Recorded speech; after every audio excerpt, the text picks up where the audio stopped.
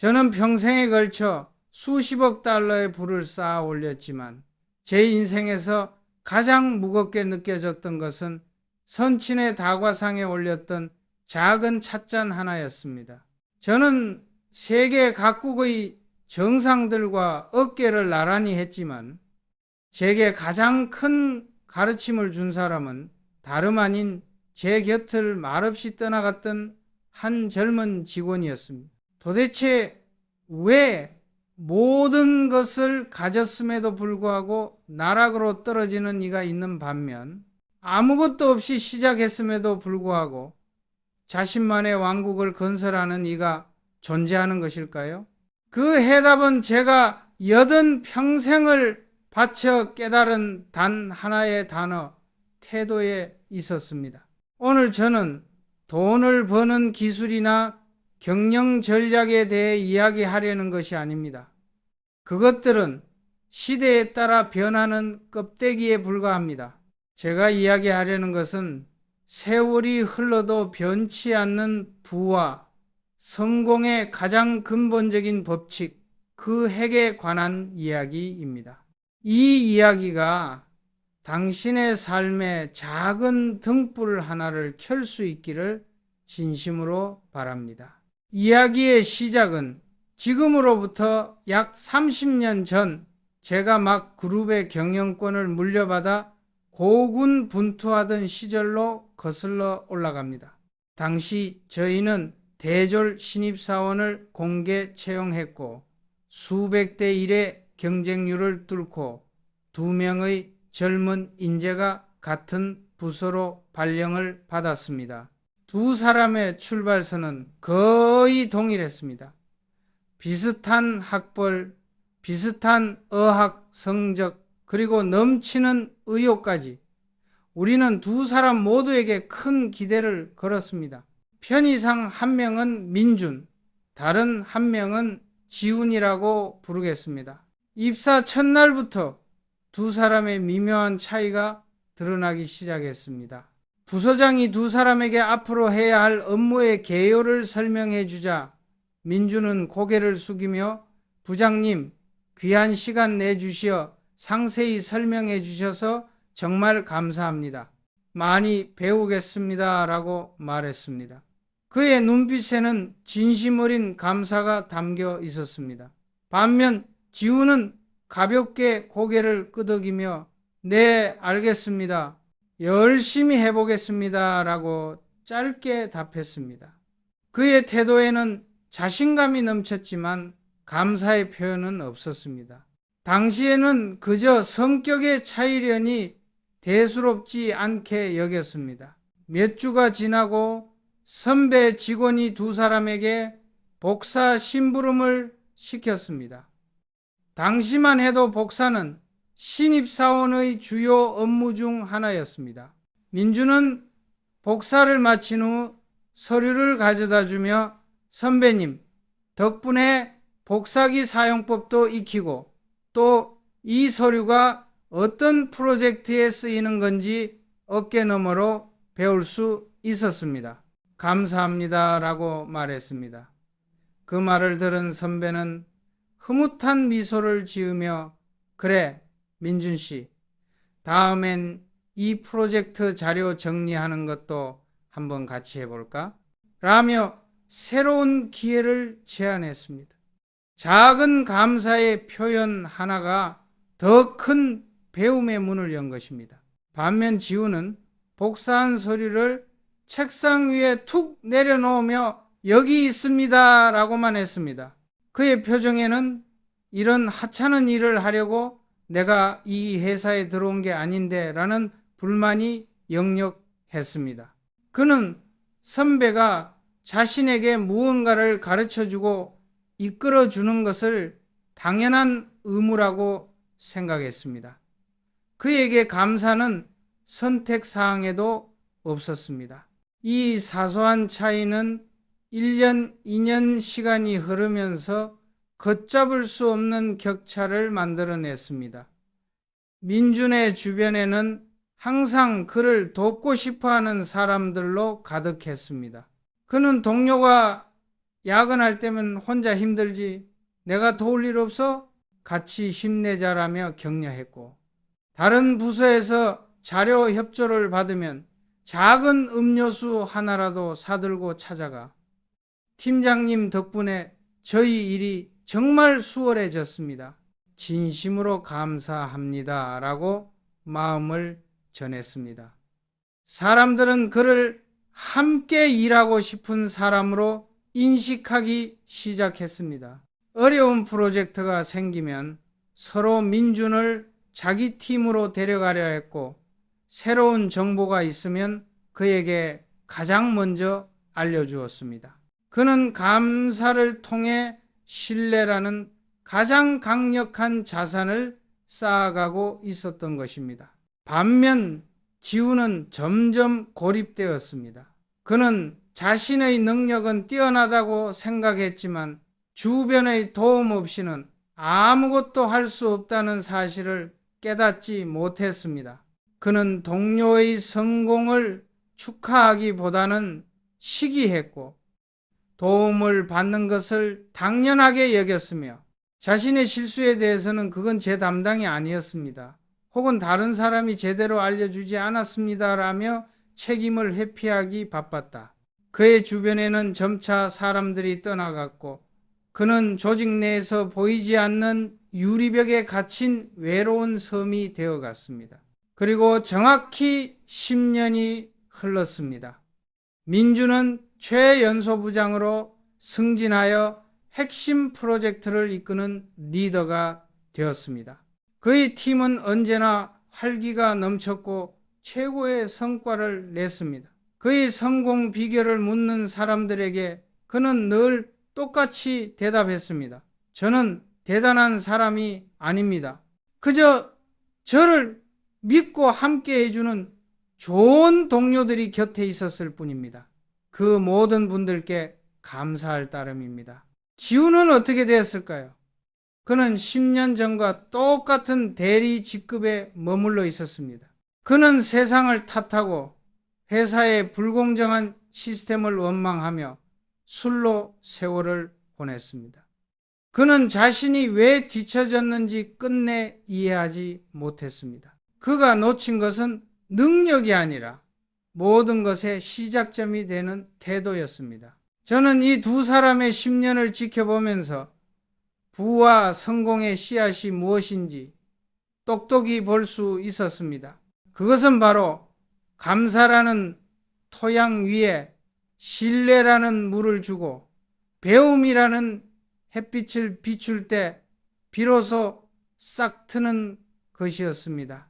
당신이 가진 조건이 아무리 척박하더라도 감사의 태도라는 비옥한 토양만 있다면 그 어떤 씨앗이라도 싹을 틔우고 거목으로 자라날 수 있습니다. 하지만 아무리 좋은 씨앗을 손에 쥐고 있더라도 불평과 원망이라는 산성 토양 위에서는 싹을 틔우기는커녕 썩어버리고 맙니다.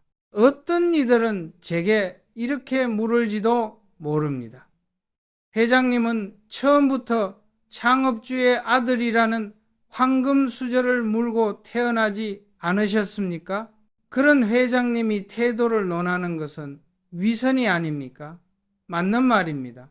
저는 다른 사람들보다 훨씬 유리한 출발선에서 시작했습니다.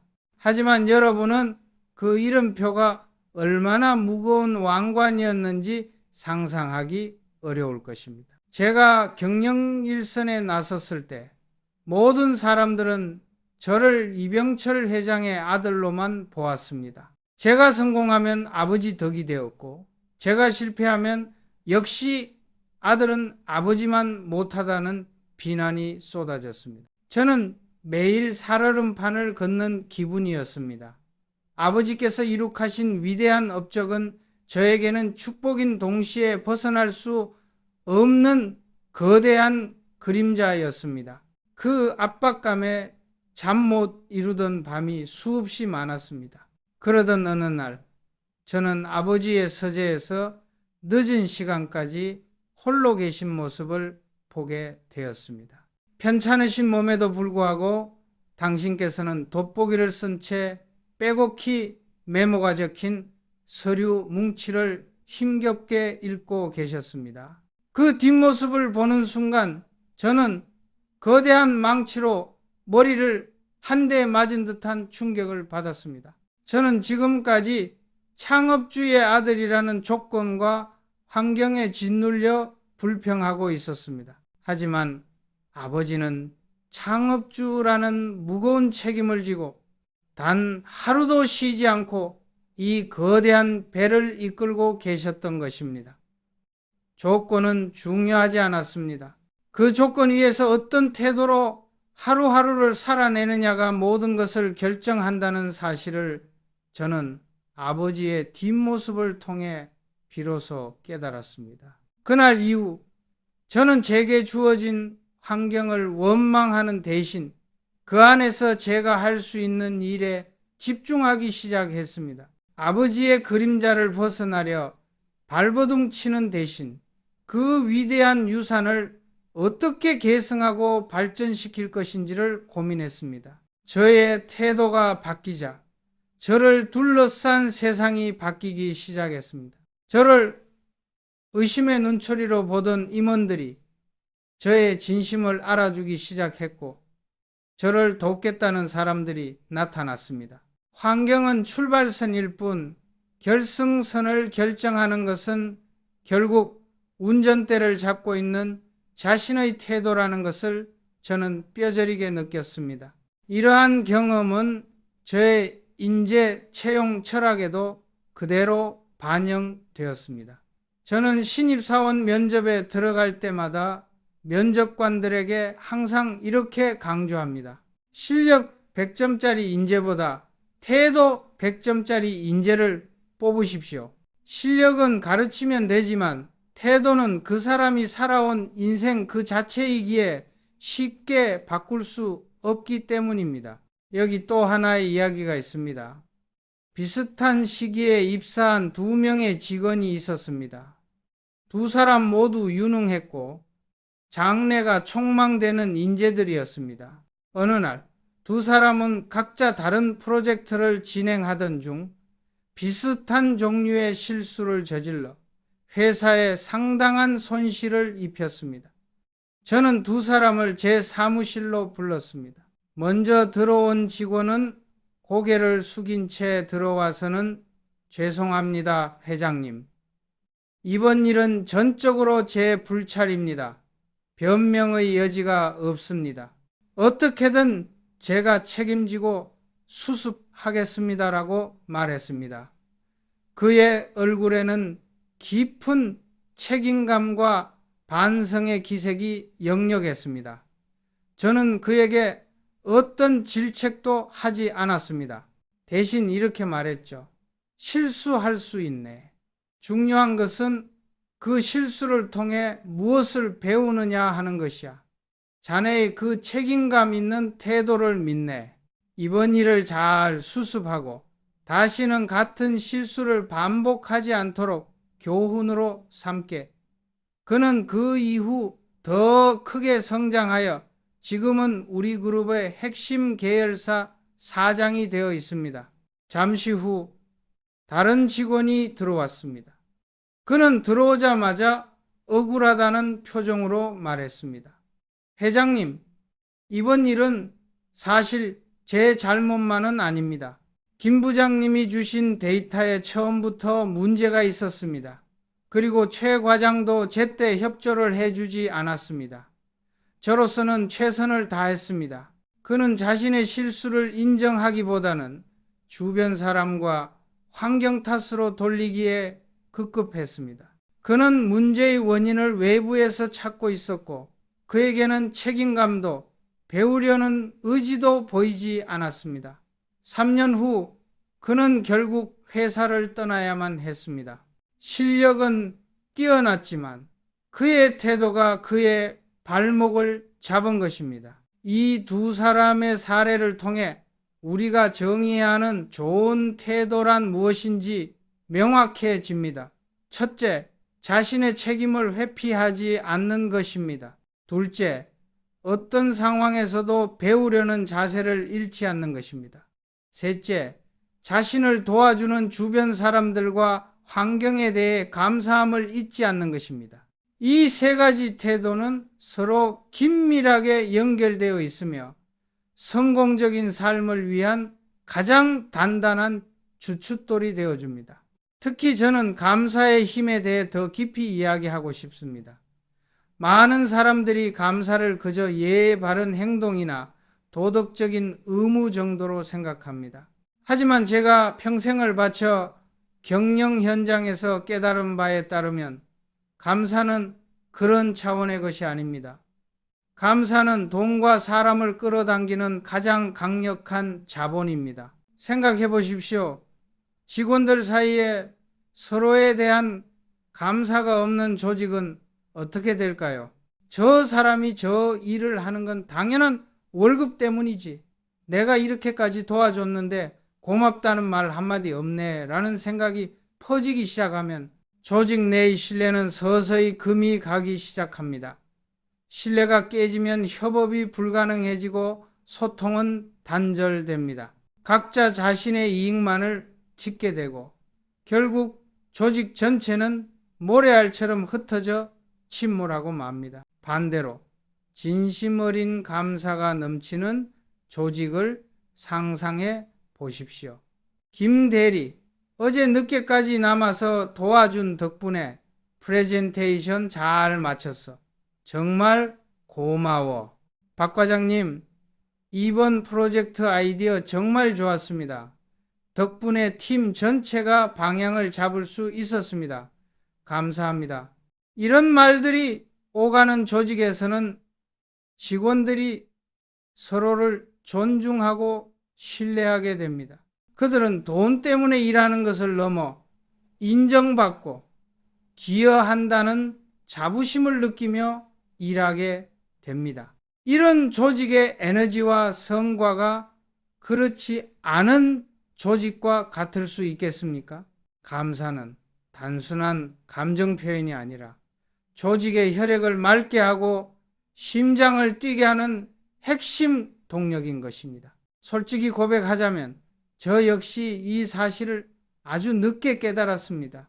50이 넘어서까지도 저는 사람이란 돈과 보상으로 움직인다고 굳게 믿었습니다.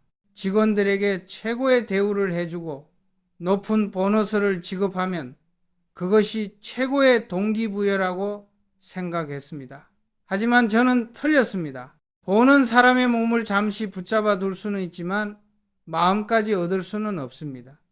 사람의 마음을 움직이고 그가 가진 능력의 120%를 끌어내는 것은 돈이 아니라 진심 어린 인정과 감사라는 사실을 깨닫기까지 너무나 오랜 시간이 걸렸습니다. 이러한 철학을 머리로 이해하는 것과 가슴으로 느끼고 실천하는 것은 전혀 다른 문제입니다. 그래서 저는 오늘 여러분께 당장 오늘부터 시작할 수 있는 3가지 작은 습관을 제안하고 싶습니다. 거창한 계획이 아닙니다. 아주 사소하지만 당신의 인생을 송두리째 바꿀 수 있는 강력한 습관들입니다. 첫 번째 습관은 아침 감사입니다. 매일 아침 눈을 뜨면 침대에서 바로 일어나지 마십시오. 잠시 눈을 감은 채 오늘 내가 감사할 수 있는 것 3가지만 떠올려 보는 겁니다. 오늘도 건강하게 눈을 뜰 수 있음에 감사합니다. 나를 사랑해주는 가족이 곁에 있음에 감사합니다. 오늘 내가 해야 할 일이 있음에 감사합니다. 무엇이든 좋습니다. 이렇게 하루를 감사로 시작하면 당신의 뇌는 하루 종일 긍정적인 것을 찾아내도록 프로그래밍 됩니다. 불평과 불만으로 하루를 시작하는 사람과 감사로 하루를 시작하는 사람의 하루가 같을 리 없습니다. 하루가 쌓여 인생이 된다는 사실을 기억하십시오. 두 번째 습관은 책임의 질문으로 바꾸는 것입니다. 우리는 문제에 부딪혔을 때 습관적으로 왜 나에게 이런 일이 일어났지? 혹은 누구 때문에 이렇게 된 거야? 라고 묻습니다. 이 질문들은 당신을 과거에 얽매인 피해자로 만듭니다. 오늘부터 이 질문을 이렇게 바꿔보십시오. 이 상황에서 내가 할 수 있는 일은 무엇이지? 이 질문 하나가 당신을 무기력한 피해자에서 문제 해결을 주도하는 주인공으로 바꾸어 놓습니다. 책임을 외부로 돌리는 순간 당신은 통제력을 잃지만 자신에게서 해결책을 찾는 순간 당신은 세상의 주인이 됩니다. 세 번째 습관은 매일 20분의 학습입니다. 세상은 우리가 잠든 사이에도 무서운 속도로 변하고 있습니다. 어제의 지식은 오늘 낡은 것이 됩니다. 배움을 멈추는 순간 우리는 뒤처지는 것이 아니라 퇴보하기 시작합니다. 제 나이가 80이 넘었지만 저는 지금도 매일 최소 20분은 젊은 직원들이 올린 보고서를 읽거나 새로운 기술에 대한 기사를 읽습니다. 젊은 세대의 생각을 이해하고 세상의 변화를 놓치지 않기 위해서입니다. 하루 20분, 짧은 시간이지만 1년이면 120시간이 넘는 엄청난 지식의 복리가 쌓입니다. 속도보다 중요한 것은 방향이고 멈추지 않는 배움의 태도야말로 우리가 올바른 방향으로 나아가게 하는 유일한 나침반입니다. 이제 제 이야기의 마지막 부분에 다다랐습니다. 저는 오늘 진정한 부자의 조건이 무엇인지에 대해 이야기하고 싶습니다. 제가 평생을 바쳐 이룬 부는 통장에 찍힌 숫자가 아닙니다.